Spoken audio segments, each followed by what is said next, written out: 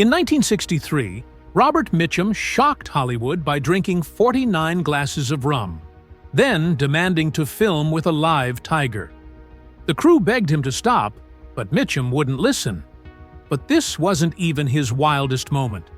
From throwing a man into San Francisco Bay to destroying studio offices in violent rages, Mitchum's behind-the-scenes behavior was more explosive than any of his movies. Today, we're uncovering the untold story of Hollywood's most dangerous star. Robert Mitchum was born on August 6, 1917, in Bridgeport, Connecticut. His parents were Irish workers at shipyards and railroads. Life was tough back then, but Robert's family kept moving around, following his dad's jobs. Even though money was always tight, Robert's mom loved reading to him and his siblings. She told them Norwegian folk tales and American stories, which stuck with Robert and sparked his imagination. When Robert was not even 2 years old, everything changed. His dad died in a horrible train accident while working in Charleston, South Carolina. The family was shattered. His mom was left with 2 small kids and another on the way. She had no choice but to go back to Connecticut to live near her family. Later, she remarried, but her new husband was a strict military-type man. This stern environment didn't sit well with Robert, and made him even more rebellious as he grew older. As a kid, Robert was always getting into trouble. By the time he was 12, his mom sent him to live with his grandparents in Delaware, hoping they could handle him. But Robert didn't change. He fought with his school principal and got expelled. His grandparents gave up and sent him back to his family, who were now living in New York City's rough Hell's Kitchen neighborhood. There, Robert learned more from the streets than he ever did from books. By 14, he was kicked out of school again for pranks and bad behavior. Without school, Robert spent his teenage years running wild. He got into fights, hung out with troublemakers, and even got arrested in Georgia for being homeless. The police put him on a chain gang, where he faced harsh conditions and hard labor. He later claimed he escaped, which only added to his growing legend. True or not, it showed the kind of gritty, rebellious person he was becoming. At 16, during the Great Depression, Robert started hopping on trains, traveling across America like many others searching for work. For 3 years, he went from place to place, doing whatever jobs he could find. He dug ditches, picked fruit in California, washed dishes in New Orleans, and worked with the Civilian Conservation Corps. He met all kinds of people, kind strangers, criminals, and desperate workers like himself. By 1936, Robert had enough of drifting. He ended up in Long Beach, California, where his sister lived. He was ready to settle down and try something new. To survive, Mitchum took whatever work he could find. He spent 3 months loading and unloading ships at the port, earning just 25 cents an hour. The work was exhausting, but it helped him build his strong, muscular body, something that would later become part of his Hollywood image. He also tried working in a factory at Lockheed, but after 2 weeks, the boring, repetitive work became unbearable, and he quit. Life was hard, but Mitchum had a creative side too. In his free time, he wrote poetry. One evening, he performed his poems at a small coffee shop. A talent scout happened to see him and suggested he try acting. It seemed like a long shot, but the idea stuck with Mitchum. In 1937, Mitchum found an unusual job writing horoscopes for a famous astrologer, Carol Reiter, who worked with Hollywood stars. Mitchum earned $5 a week, and while it wasn't much, it gave him a peek into the glamorous world of actors and filmmakers. Around the same time, his sister convinced him to join a local theater group, the Players Guild of Long Beach. At first, Mitchum worked as a stagehand, helping behind the scenes. He didn't think much of it, but over time, he became interested in acting. One night in 1938, Mitchum got his big chance. The lead actor in a play called the night of January 16th, got sick, and Mitchum, who had memorized the lines while working backstage, was asked to fill in. He was nervous, but the audience loved him. Afterward, he realized he might actually have a talent for acting.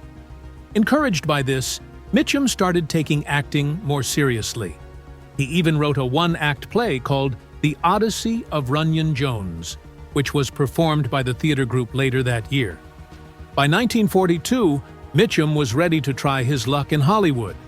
He had married Dorothy Spence in 1940, and with a baby to support, he needed steady work.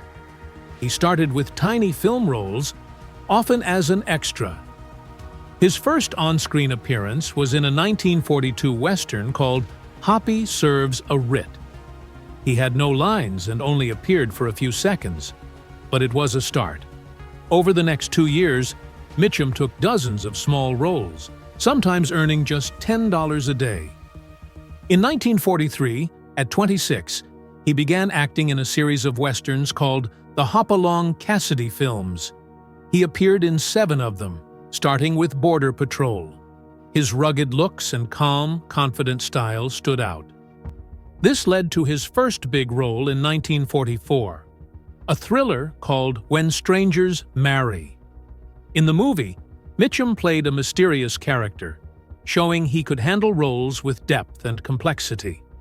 This ability would later make him a legend in film noir. Mitchum's big break came in 1945 with The Story of G.I. Joe, a war movie directed by William Wellman.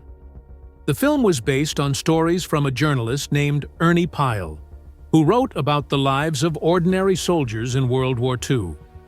Mitchum played Lieutenant Walker, a role that started small but grew as the director saw his talent.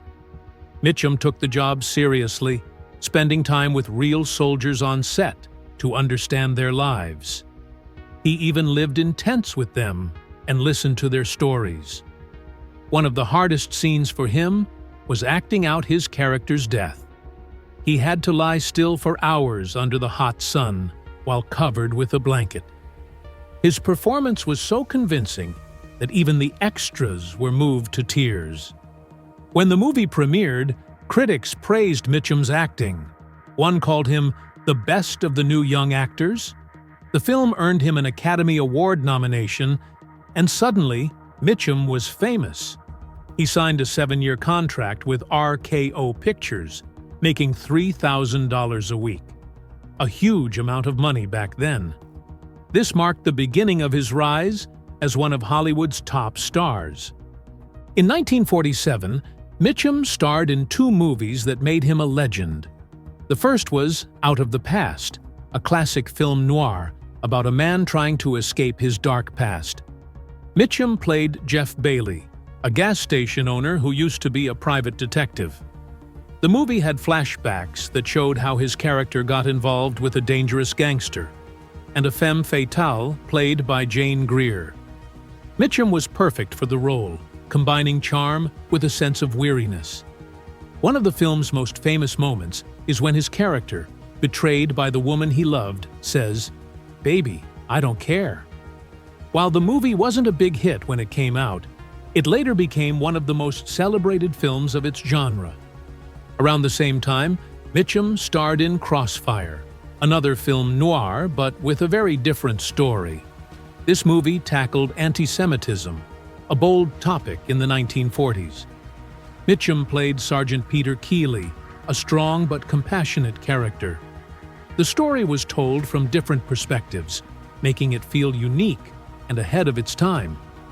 Mitchum's performance was understated but powerful, showing he could bring depth even to quieter roles.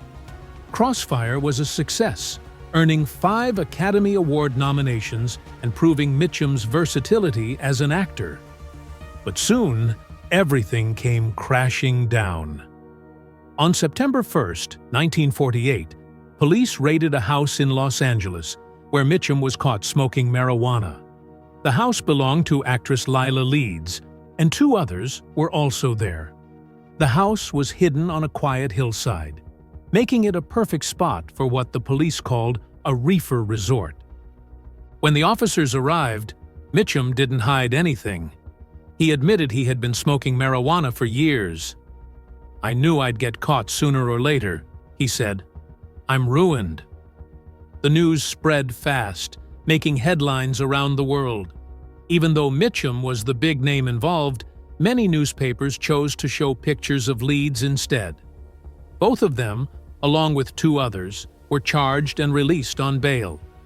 This was one of the first times a Hollywood star had been arrested for drugs, and it caused a huge scandal. At first, Mitchum seemed worried that this would ruin his career, but soon he started to act like it didn't bother him. He joked with the police, calling the arrest the bitter end of everything: my career, my marriage, everything. During his trial, he kept his cool, even making jokes. When reporters asked him what jail was like, he said it felt like Palm Springs, but without the riffraff. His humor and calm attitude surprised many people and made the public like him even more.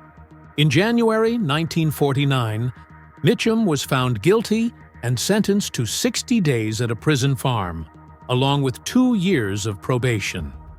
The prison farm was nothing like the harsh jails you see in movies. It was a simple place where inmates did basic jobs like milking cows and making cement blocks.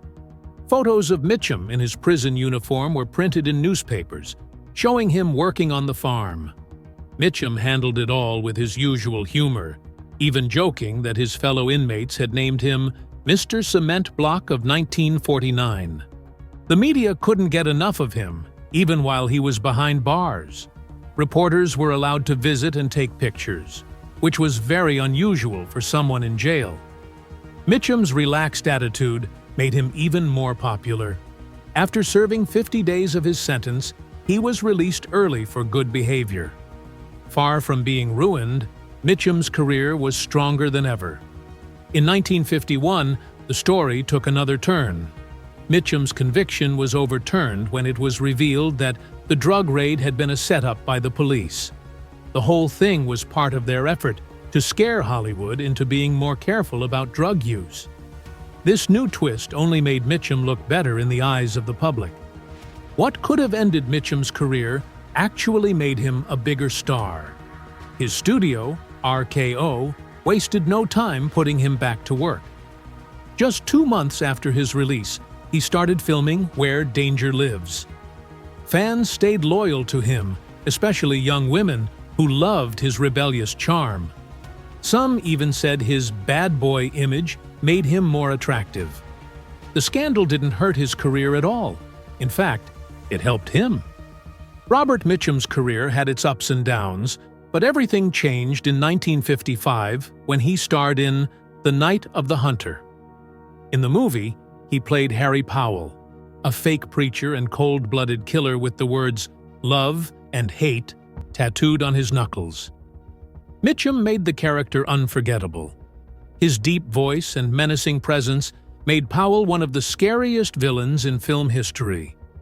The movie's eerie, dreamlike style added to the tension, leaving audiences on edge. At first, when the movie came out in July 1955, people didn't know what to think, and reviews were mixed. But over the years, it became a classic, with Mitchum's performance praised as one of the greatest ever. Funny enough, Mitchum wasn't even the first choice for the role. Gary Cooper turned it down because it was too dark. But Mitchum wasn't afraid to take risks, and that decision revived his career. Mitchum didn't stick to just one kind of movie. After becoming known for film noir, he moved on to westerns and war films, showing he could handle anything. He acted in over 30 westerns between 1947 and 1970, proving how adaptable he was. In Pursued, 1947, he played Jeb Rand, a man struggling with memories of his past. This wasn't a typical shoot-'em-up western. It dug into deep emotions, and Mitchum nailed it. In Blood on the Moon, 1948, he brought a darker, more complicated edge to his character, blurring the line between good guy and bad guy. Mitchum's talent for playing villains really stood out in Cape Fear, 1962, He played Max Cady, a dangerous ex-con out for revenge, and his performance was bone-chilling. In one intense scene, Mitchum and his co-star Polly Bergen got so caught up in the action that they didn't even notice they were covered in blood until someone stopped them. That kind of dedication made Mitchum unforgettable on screen. In 1970, Mitchum surprised everyone by taking on a very different role in Ryan's Daughter. He played Charles Shaughnessy, a quiet schoolteacher in a small Irish village. It was a far cry from the tough, rugged characters he was known for, but Mitchum showed a softer side, proving his range as an actor. The movie took almost 2 years to film in a remote part of Ireland, but Mitchum's performance stood out as one of the most thoughtful and heartfelt of his career. The film also brought attention and prosperity to the little Irish town where it was filmed, leaving a lasting legacy. Robert Mitchum was famous for his acting, but what happened behind the scenes was just as wild as any of his movies. His drinking on set was legendary. During the filming of Rampage in 1963, Mitchum shocked everyone with how much he drank. Every day, he had 49 glasses of rum before dinner. On August 17th, after drinking his usual amount, he insisted on filming a scene with a tiger. The crew begged him not to, but Mitchum refused. When he stumbled onto the set, he almost fell into the tiger's cage. Luckily, the crew pulled him back just in time, but the accident shut down production for 2 days and cost the studio a fortune. Mitchum didn't limit himself to rum. On the set of The Sundowners in 1960, he drank a whole bottle of gin every day at lunch. Deborah Kerr, his co-star, couldn't believe how he kept functioning. But not every day went smoothly. On September 3rd, he showed up so drunk he couldn't remember his lines. The director, Fred Zinnemann, had to use cue cards to get Mitchum through the scenes. Despite all this, Mitchum loved to brag about his work ethic.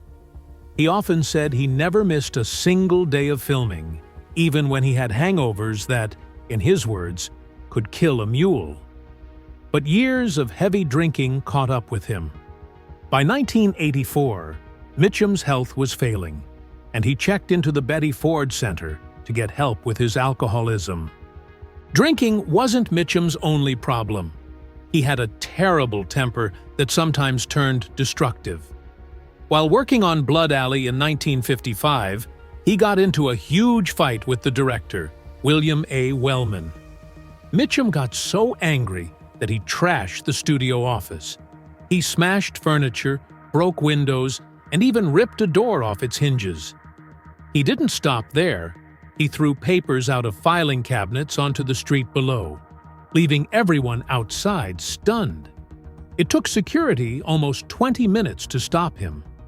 That same year, Mitchum had another blow-up while filming The Night of the Hunter. He argued with the director, Charles Laughton, and things got so heated that Mitchum picked up a heavy camera and threatened to throw it. It took 5 crew members to stop him. These kinds of outbursts weren't rare. During the Yakuza in 1974, Mitchum got into a fistfight with a Japanese extra over a misunderstanding about a prop sword. The fight ended with Mitchum knocking out 2 of the man's teeth.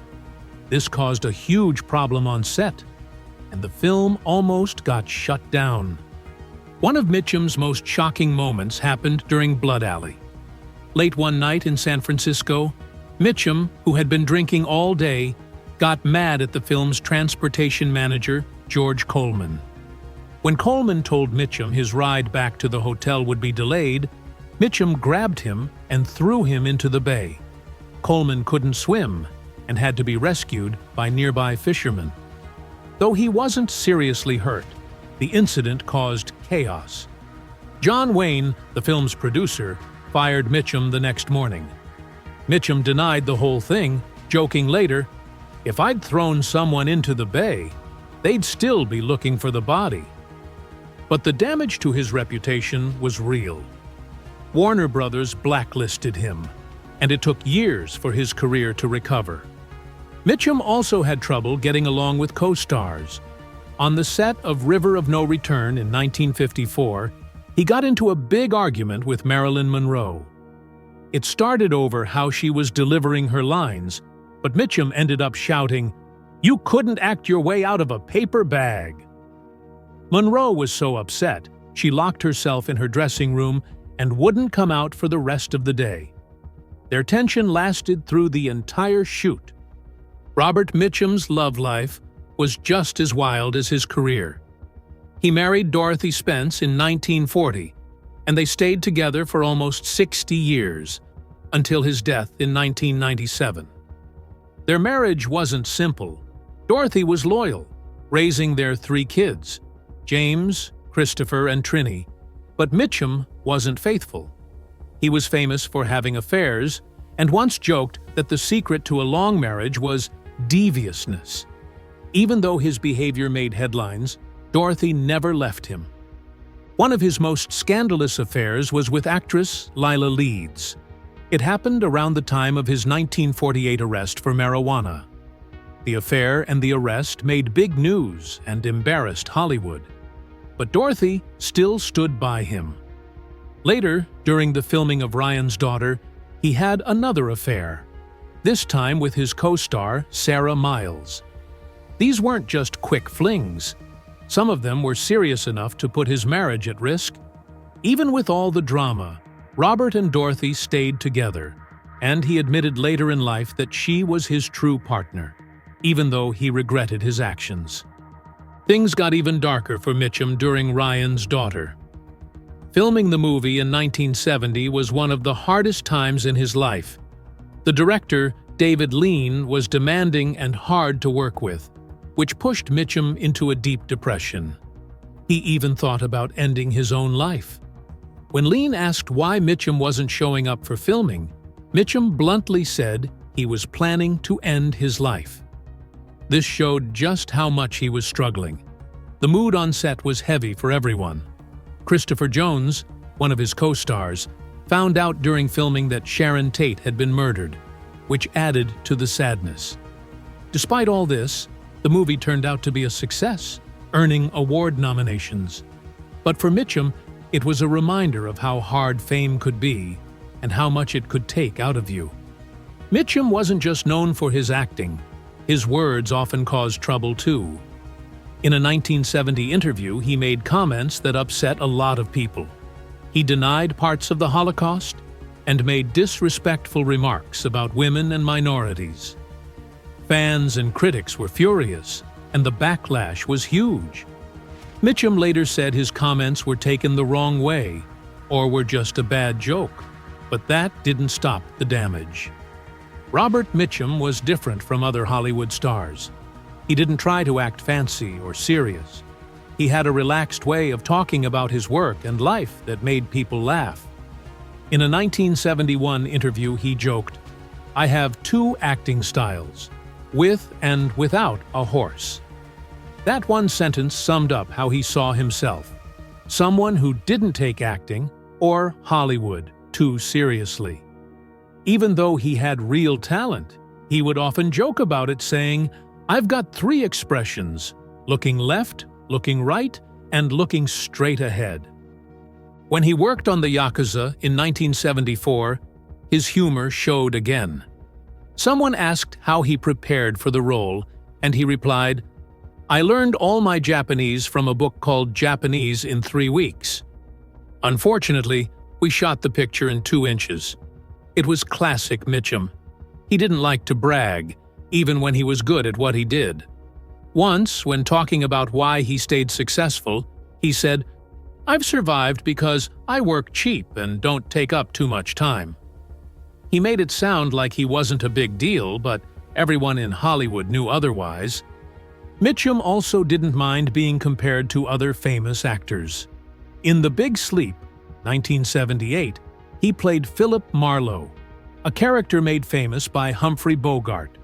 When someone asked about the difference between him and Bogart, Mitchum said, "The difference between me and Bogart is that Bogart would have demanded a rewrite." What made Mitchum even more unforgettable was his tough guy image.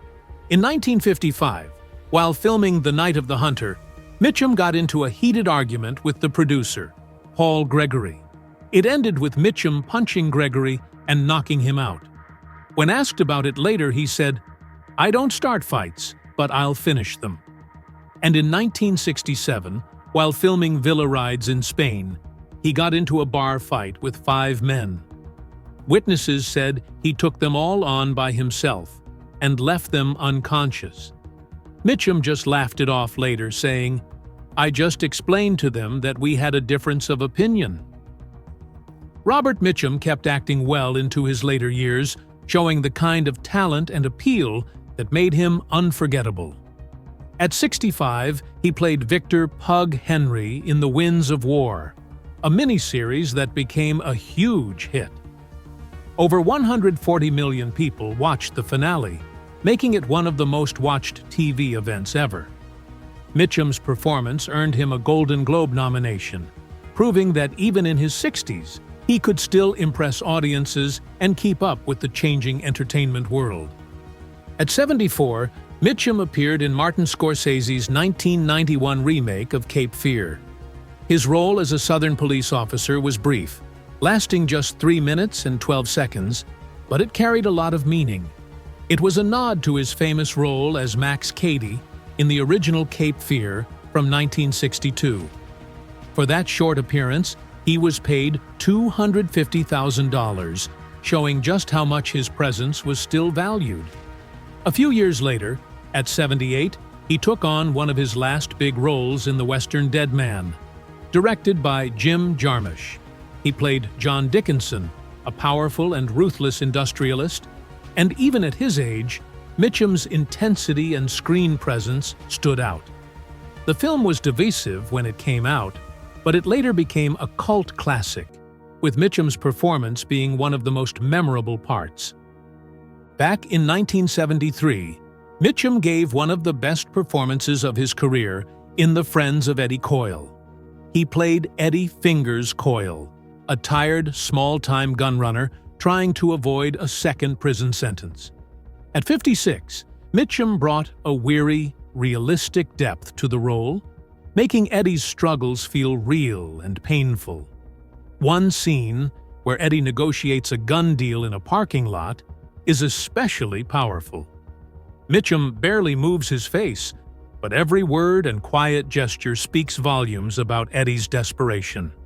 Roger Ebert praised the scene as a masterclass in understated acting.